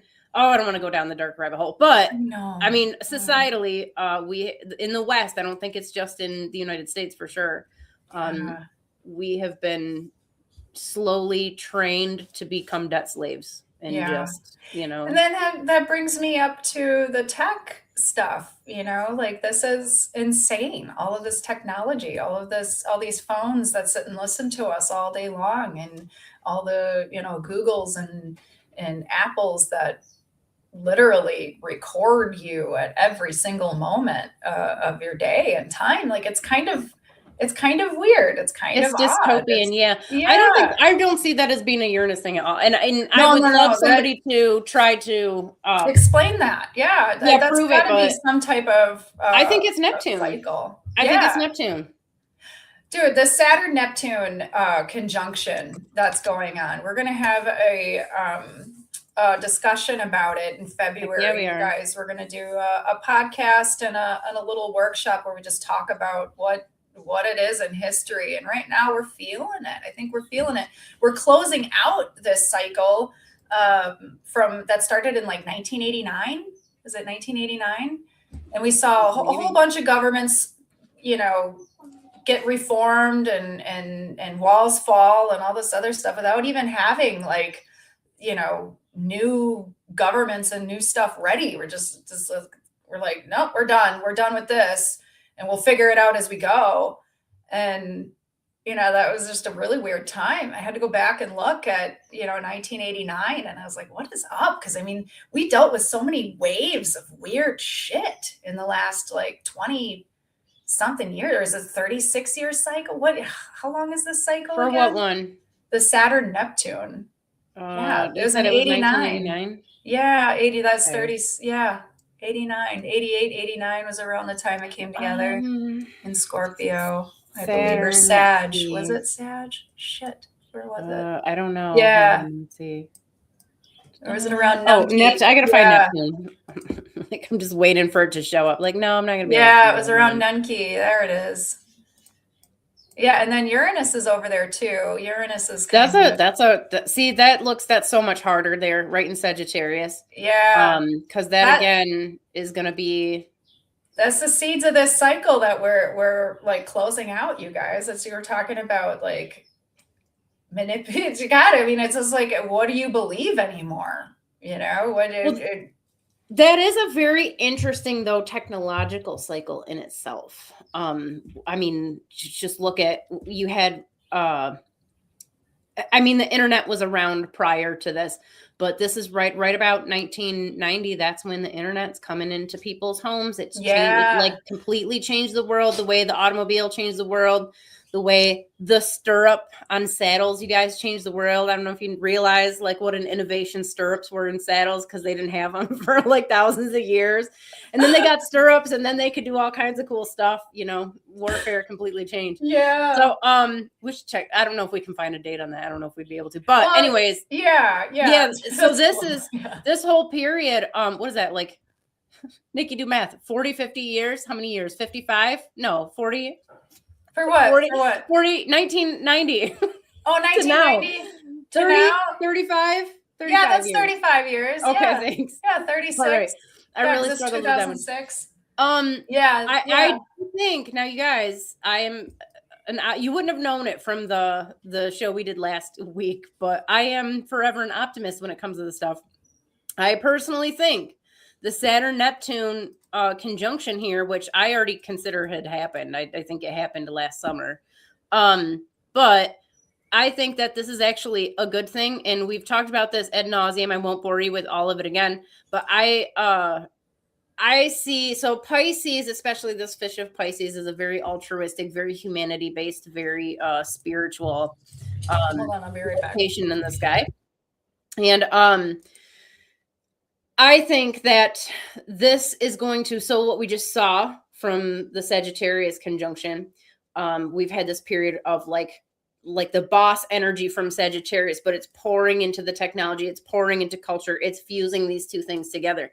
This to me reads like, yes, humanity is, we're still integrated with the technology. It's definitely going to continue to integrate, but at the same time, people, I suspect there will become a widening gap where people want to, even though they don't want to abandon technology completely, they want to start going back to a more natural and human existence. So I suspect the social media landscape will definitely change. I think that this is going to change culture. Now, this is in itself a really long transit in, as Nikki said, a big cycle. So it's not like we're just going to see it in the next couple of years. But I do think we've already seen the beginning of this, where people are getting rid of their smartphones. They're getting rid of their TVs. They're starting to have like no screen time. People are like bailing on civilization more and more. They're going to live in their van. People are seriously are. Yeah. Like people are starting to disconnect from all of it. So I think the novelty has worn off. Now the integration is going to continue. Okay. I think during this period, and I don't know when, so where are they conjunct next then, Nikki? That's, yeah, I don't know. Hold on. I don't know either. Hold on. What's that? Was that Saturn? It looks like it's right there in the Hyades. That's going to be, so 2060. So I would, generally speaking, I'd say, or 60, wait, is it 60, 2060? Yeah, ish. I'd say the next, oh God, we got to do math again. How many years is that? I made a whole chart, actually. It won't pull up. 60 minus 25 is what, you guys? Is that 45? Well, however many years, okay? This is the period where we're going to see... 2061. Yeah, you're right. You got it. Hell cyborgs, okay, like more so than now. The Neuralink's going to become guaranteed, you guys. Neuralink, unless we get hit by a CME, okay, or like an asteroid, obviously, then game over, right? But before then, people are going to some of them are going to completely go all in on technology. We can definitely expect a push for just absolute dystopian 100% surveillance state global. That's for sure coming. And like in this process, this is so that Saturn, if there is a humanity planet or constellation in Mesopotamia, it's definitely this one over here. We could probably see it with Aquarius too, but definitely this fish of Pisces. This is all just like love and nurturing of the people. Okay. There are there's going to be a war for, not to get dramatic, but like for the soul of humanity. All right. It's going to be rough over the next 25 years. I don't think you have to be an astrologer or psychic to see any of that, but it is in here. If you did want to see it, like if you wanted to look for it. So you just got to kind of decide, like where you want to go. White Lucerne, I hope I'm saying that right, says 1989 was an odd time. A lot of changes and start of financial gap widening, perhaps. Yeah, for sure. It was huge. Yeah, because when this came into opposition in 2007, we saw the financial collapse. And that was the opposition, you said? Yeah, that was the opposition. That was, we saw, I knew people who lost their homes. They lost everything. Banking crisis. That's the thing. Like we had all these banks fail. We had all these things fail, zero accountability. And I don't know if you've noticed that throughout this entire cycle, but we've been getting effed, the people, by the gov, and there has been zero accountability. We've been getting, humans have been getting effed by the gov since the beginning of the gov. Since the beginning of the gov, you're right. Yes. But the lack of accountability is so there. And that's just not, it's just insane that we can have people in office in the United States. This is just in my country. We can have people that are straight up the most corrupt people. We know they're corrupt. We know they take payments. We can see their bank statements. We know what it is. And they still are running the country. They're not in prison. They're not in jail. Nothing happened to them. They're just like, no, look at our president. He's convicted. He's a convicted felon. And you know, didn't he get out of that? I thought he got out of that. I guess no, I don't think he couldn't run for president if he was a felon. No, I don't think so. I don't know. Yeah. I don't know. When that many women come out and accuse you of sexual assault and you're on camera telling another man that you just like to grab her by the pussy because you can, like, you make yourself look really bad and guilty. I mean, in my opinion, but I mean, he's going to have supporters no matter what that are never going to believe any of the people who've come forward. So could it be a ploy? Could it just be like, oh, you're just trying to get rid of him? You just don't like that he's going to change the world. Right? I think that there's those excuses. But that bird has flown. I don't think anybody with who has any sense could. But I think you could make that case before.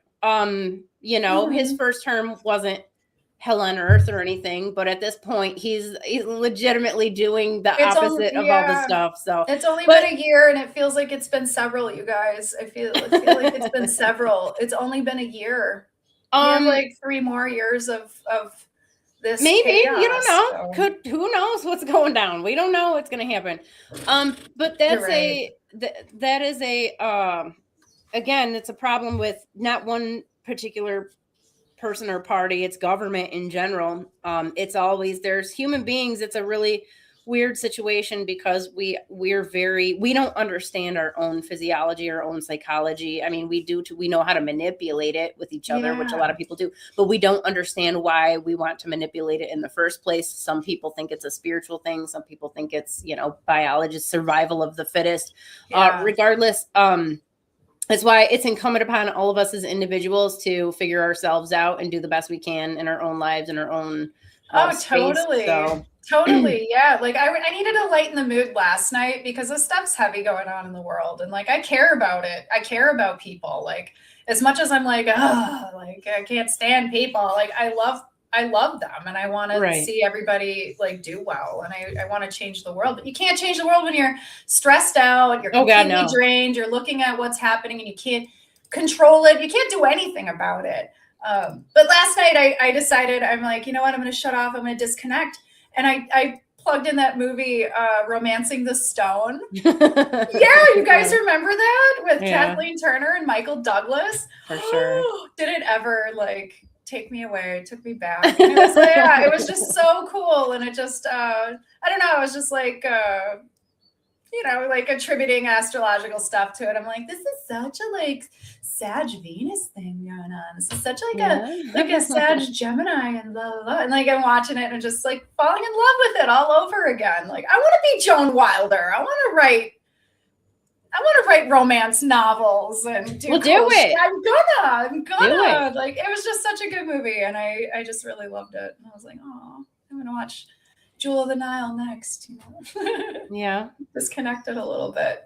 And I love those like romance movies. So I don't know.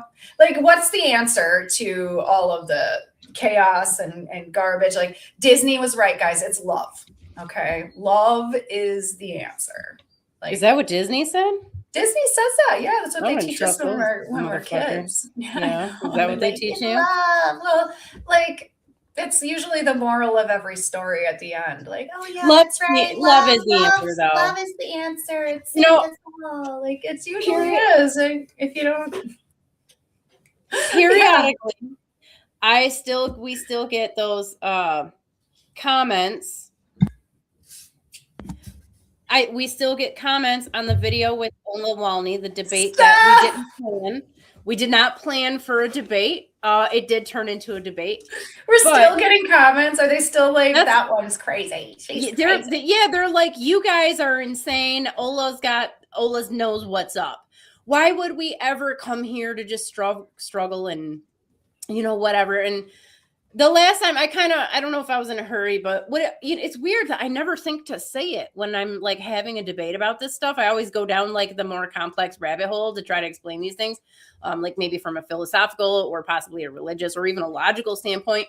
But it, to me, like in every deep transcendental meditation I've ever experienced, it's always the same answer. Okay. I really do think that we are here to love others and to be loved. Now, I'm a non-dualist. I don't believe that there's a difference between me and the computer and the camera I'm looking at, or you guys watching this right now. I think it's all just the same thing, So when somebody cuts in line at, in the store, which they're notorious for that here, Russian women they'll push you right out of the way. Which that doesn't fly in America because people have guns, but they don't roll like that here. But anyways, it's hard. Like it's not always, depending on, where my internal moon cycle is.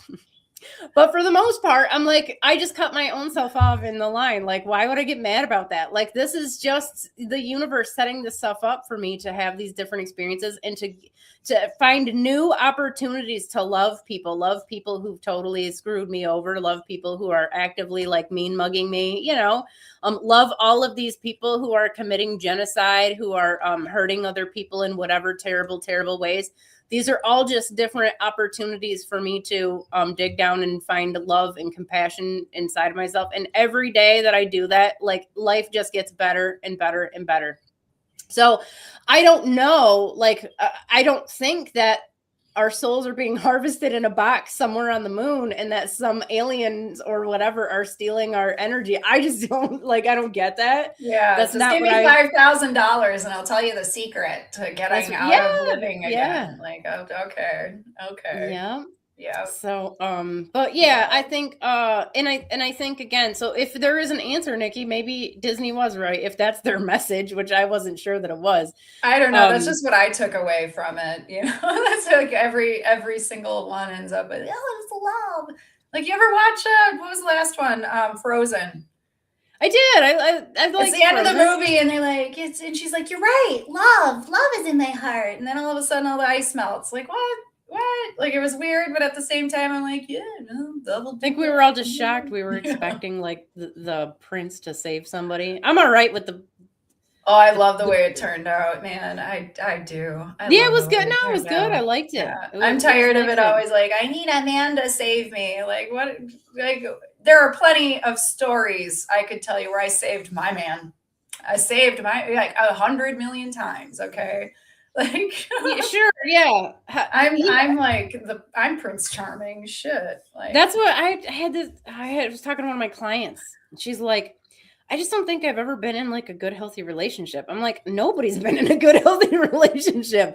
There's that's the norm. You're definitely not in the and I'm like, I'm trying to think. And I'm like, I have talked to thousands of people and not one of them. Now, granted, they're coming to me with their problems. So that could be part of it. Then I told them, like, the only people I know that had like a good, healthy relationship were literally my grandma and grandpa. They were neighbors when they were children. They got married at 18 and they lived happily ever after. But like, my grandpa did everything for my grandma, drove her everywhere. She didn't have to work. She didn't have to like drive. Like, he literally took her and he did it all with a smile on his face. And he was a saint. So, but it always, I think if you want to have a relationship like that, like, it takes one of the people in the relationship is going to do a lot of sacrificing.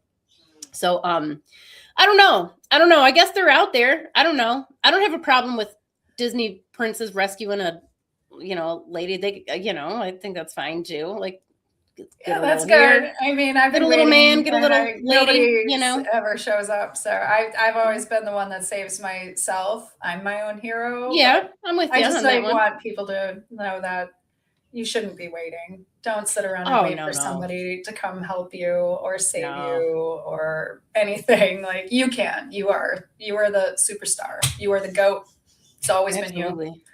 It's always been you. Like, yeah, sometimes you need help. Sometimes you need other people to be like, hey, this is what I'm seeing. Support is good, like, for sure. Oh, I didn't see it that way. That's usually where I'm at. But yeah. Yes, it's good to have a support system. For Definitely. Especially in these crazy times. Like, we're living in unprecedented times every single year. Heck yeah, every day. For the last 5 years, going on 6 years. So I think people's nervous systems are shot. I really do. I think that's what we're seeing with all that Piscean action is a lot of the Saturn, Neptune and like all those planets moving over Pluto. Like, it's going to get emotional. People are overloaded. They're overworked. They're stressed out. In my country, people have to work 2-3 jobs just to get by and feed their kids. Now they're not getting any support at all. All of our support programs for families are, especially like child care. Now the government cut that out. They're like, no, we're not helping you with that either. Well, Nikki, there's a lot of an extra $500 billion this year. So I think, you got to factor that in. It's pretty important.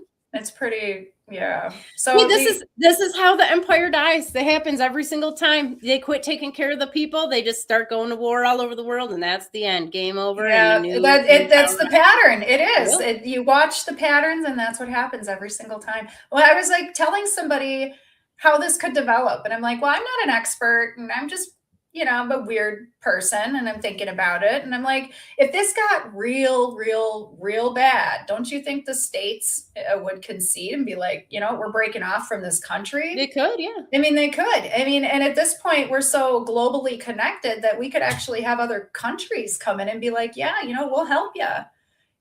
It's a possibility. I mean, I don't know if Well, the United States is going to be completely intact and the actual United States after all is said and done.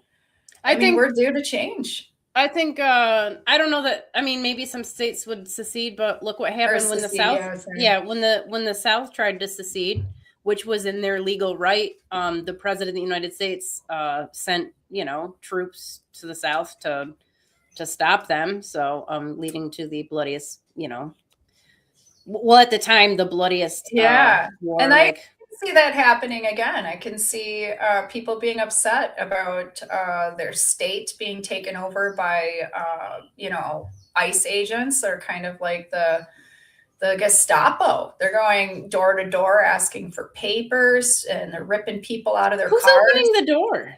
Who opens the door? I don't know. I don't. If I'm not expecting anybody, you're going to be sitting. You shouldn't even roll. If you get pulled over, you shouldn't even roll down your window. You got to they can look at your license you shouldn't even have to show them their license. It's literally insane. And you don't know if what you're seeing on TV is real. Look at how AI videos are, they had totally fake AI videos, totally fake like newscasting stories, and monsters would come out of the ocean and they would have a newscaster telling you like, today on the news, like is what we're seeing really real? Like a lot of us are like that. I got people coming in to see me all the time. They're like, I can't believe this is even real. I'm trying to like just disconnect from reality, and you can't. It's like your eyes are just peeled wide open, and this shit is wrong. Like you're being lied to. The propaganda is thick. They've got their story down, and they're not changing it. And they are full of shit. So as the people move on with what's happening, I kind of look at the nodes. I kind of look at like the North and South node. We got the North node moving through Aquarius, South node through Leo. And I'm thinking, we have these nodal axes, right? And it doesn't necessarily mean we're going to find a balance, emotionally. Like I think the Vedics call like the North node, like Rahu, they call it like illusion, right? Obsession and ideology, and then you've got Ketu, which is like, I don't know, like cutting off, abandonment, I don't know. Like, I mean, then so there's all this, and when it's connected to the lunar nodes, you got the moon. I mean, it's up Which one's on Regulus? The South node.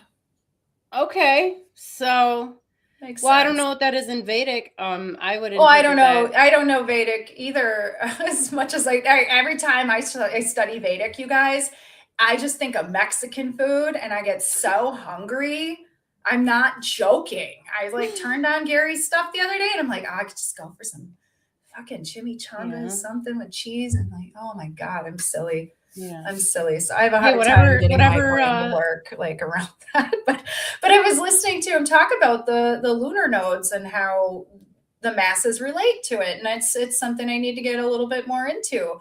What are other people feeling? How can we have millions of people practicing astrology 24 degrees off and still like relating this story? Where is the illusion? Where is the disillusionment? It's falling. Listen, that's coming apart at the seams. It is. Fewer and fewer people, when I get them on a call, like are a lot. It used to be even like maybe 5 years ago, Nikki, people be like, what's sidereal astrology? It's not like that anymore. So, and I think that speaks to what's happening in society overall too. People are waking up to the fact that they have been deceived and they're getting, tired of it. It's a slow process because there's 8 billion of us, but it's falling away. And that can be a messy, when you find out your partner cheated on you or something, like that's a really rough place to be. It takes a few years, sometimes longer, a decade or whatever, to be like, functioning properly. And we're doing that as a global society. We're realizing that our partner, whatever the authorities, the academic education system, whatever it may be, the government, they're all just a bunch of lying, cheating scumbags, you know? And like, we're like, okay, now I know, what do I do? How do I kick you out of the house without getting murdered? You know, you're gonna slash my tires. You're going to like steal my children. I don't know. So, it's a process, but it's happening in all areas of life. And the same thing happened when they, with the printing press, when people started to get copies of the Bible. That's when all these other religions started to break off away from Catholicism in the Catholic Church, because they realized, wait a second, that's not what it says in here. How come, you know, like you've just been telling us all these things, but that's not really what it says. So the same thing's happening. It happened already with the internet, and we saw people starting to get away from traditional religion in general, because they started, you know, they just had more they could do their own research, you know, and now it's happening. Hopefully, people are waking up now to the institutions that have been just feeding off them, like, you know, like leeches or God knows what. So yeah, amen. Oh my God. Yeah. Amen. Well, we have like this, everything Piscean related is being tested, you know, and those are our mercy institutions and systems. And when the churches won't take care of anybody, and, you know, like, and I'm not saying the churches won't take care of anybody, because you may have churches in your town where they're like welcoming homeless people. They're helping. Churches aren't allowed to help. The churches are being fined for feeding people. Dude, yeah, we had a church in Green Bay, St. John's, had to fight to just house people that had nowhere to sleep, and then it turned into a problem because the neighbors didn't like it. Well, we don't like that these people don't have anywhere to go. Well, where are they supposed to go then? You know, like it's tough. It's really tough all around. So, I mean, regular people are showing up for regular people. Yeah, that's true. Yeah, it's true. I got a dude who I see quite often, and he doesn't like people. Okay. He's like, I stay home. I'm a hermit. I mean, he's got a lot of Virgo in his chart, and I've done a little reading for him. And I recently talked to him, and he's not been a social media person either. Now he's out there and he's gathering up people. He's like, you know what? You know, the LGBTQ community, you know, needs me. And we've got people who have families and kids. They got no access to food. They got no access to like any healthcare. And he's been organizing stuff. He's been feeding people. Like, it totally and completely changed his life. And it opened up a whole bunch of new avenues for him professionally too. So, well, good. Yeah. I mean, I just see this changing people for the positive. This isn't like Saturn and Neptune are coming together and everything is falling apart. Look, it already was. So whatever was falling away for you is probably already gone, you know, the changes have already come. So this isn't like a conjunction and like all these things happening where this is it.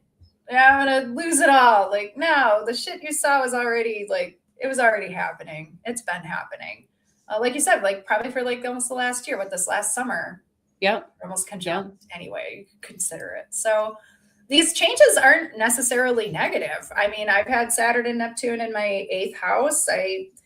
I've been able to completely reconstruct myself financially. I've been able to get myself unhooked out of some really like effed up karmic contracts. I'm undoing things. I'm working on things, and it's been oh God, guys, it's been a bitch. I'll tell you that much. And thank you for everybody who stuck around and supported me, because it's been a fun ride, let me tell you.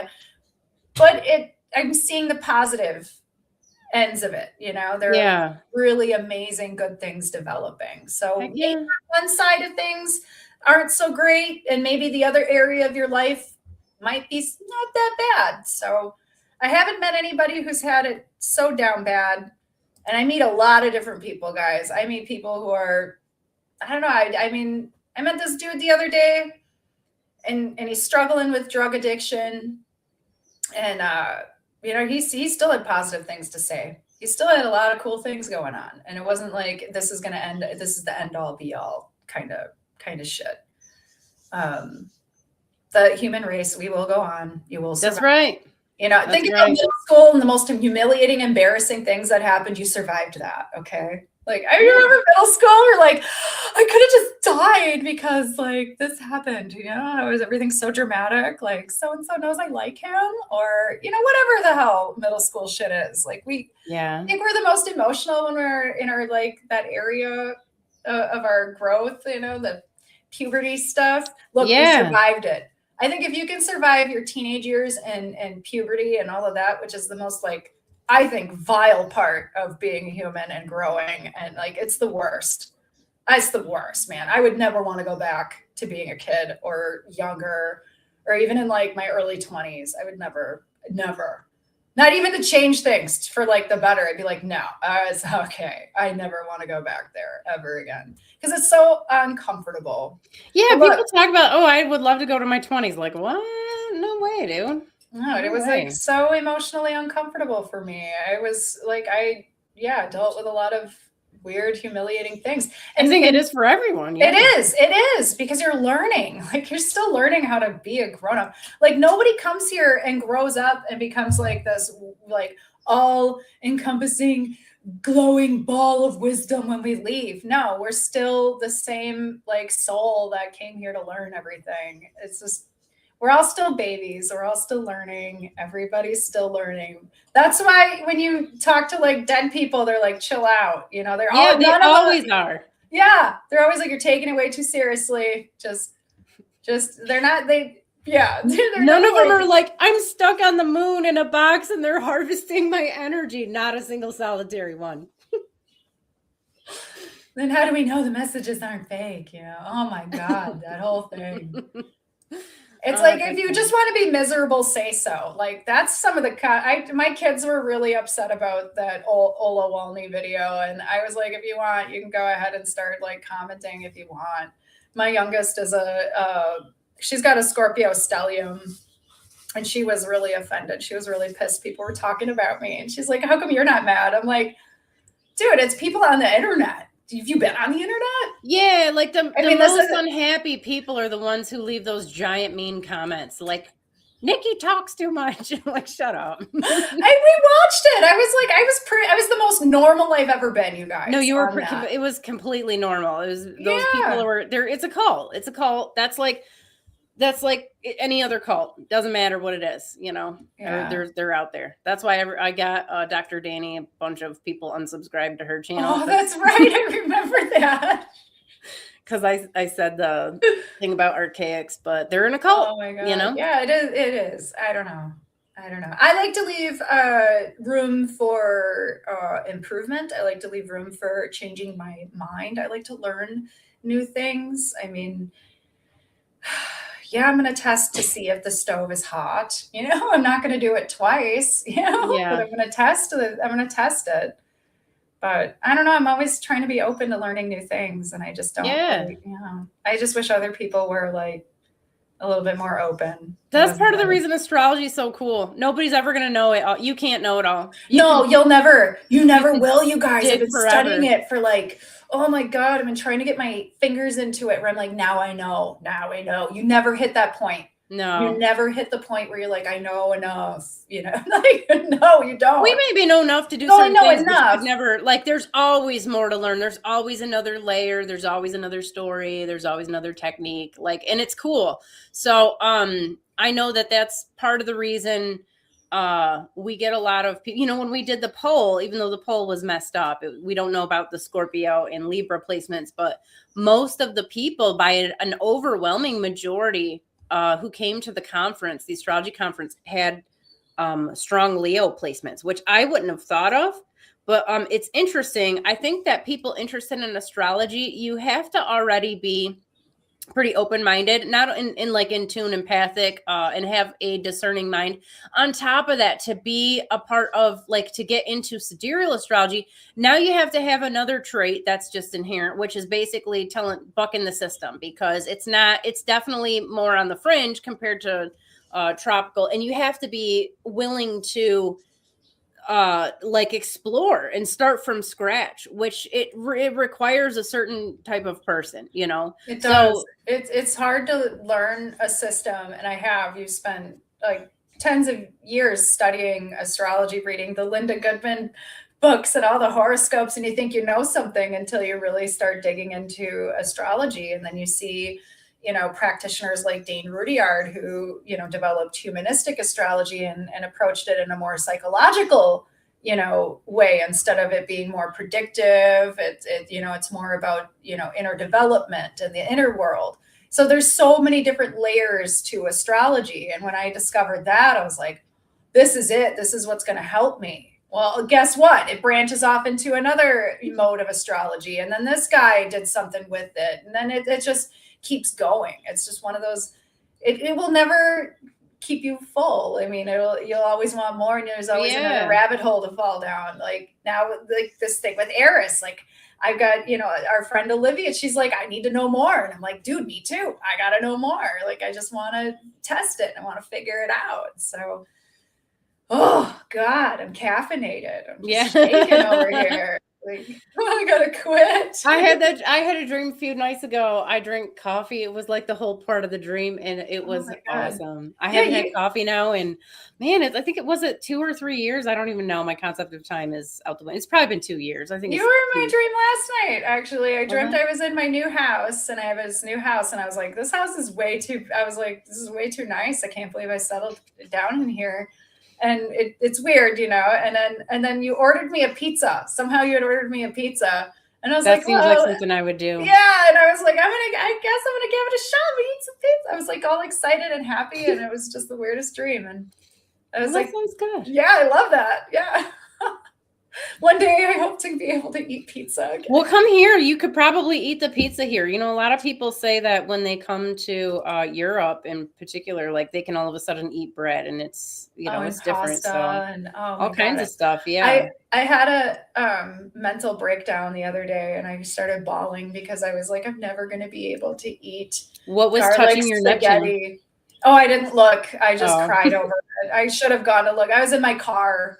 Oh, okay. I just want to eat some garlic spaghetti with mushrooms and garlic bread, all the, all the cheese on top. Like I just like, because I miss that. My Venus isn't Taurus. So. I do think about food a lot. Yeah. I miss eating. You're probably malnourished. I eat vegetables and meat. I eat like so clean. It's ridiculous. It's like the most boring. Yeah. Anyway, if you get to eat like spaghetti and pizza, and you get to have like all those ice cream and stuff, you are one of God's chosen ones. Okay. Yeah. You are the one. You don't even realize how good you have it.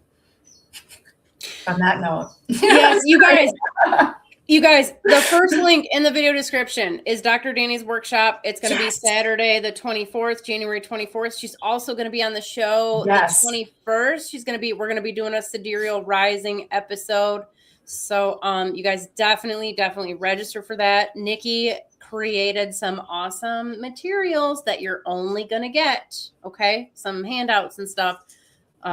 Well, that's for Danny's. That's not for Danny's. Those are for the other ones coming up. So yeah, well, she's got them. So you guys still sign up for all of them. Okay, they're all on the website, Sidereal International. We would love to have you guys. Thank you so much, everybody. We got Trish, we got White Lucerne, Trayton. Who else was in here today? I know I'm skipping some people, and I apologize. Thank you guys so much for being with us today. It's definitely more fun when you're here and we get to interact. So we're going to be back next week, same time, same channel, all of the stuff. And hope you have a fabulous new moon. I didn't mention it. I don't think I talked about it at all, but basically, well, it's a weird one. It's like, right. I think it happens like on Sunday. So we'll probably talk about the new moon next week. Whatever. Here's what I would say. Whatever you're doing, this is like a go all in month. All right. Based on where everything's at. So whatever you're into, whatever you're passionate about, like go all in this month. All right. Don't hold back, be a boss, make it happen. Okay. Yeah. I like that. All right. Well, we'll see you guys next time. Silima. Bye.